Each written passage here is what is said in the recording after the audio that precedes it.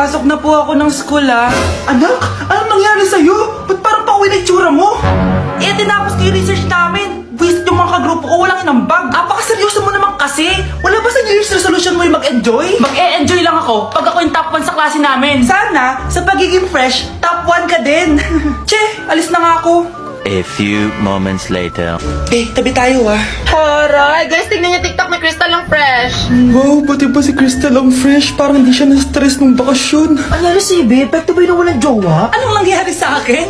Di ba ginawa ko yung research natin? Yung visit na to? Ha? Di naman kayo nag-aambag, di ba? O, ba't naman nagtatabog ka dyan? Eh, baka gusto mo isumbong kita kay Nan. Eh, ikaw kaya? Isumbok kita sa nanay mo. Di ba bagsak ka sa lahat ng subject, ha? Kumalma ka.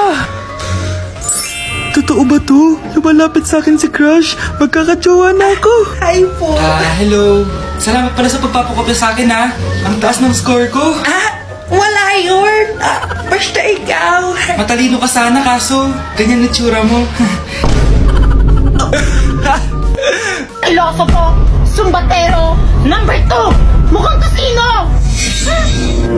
Sino nag-aaway? Eto, gamitin mo to. Sikreto to ni Crystal kaya nag-glow up siya. Garnier Anti-Acne Serum. Be, totoo ba yan? No bumps, pimples, and acne marks? Mag-glow up na ako! Oo, be. Ito, try mo na. Ito na ang simula ng aking pagbangon. From breaking out to breaking free.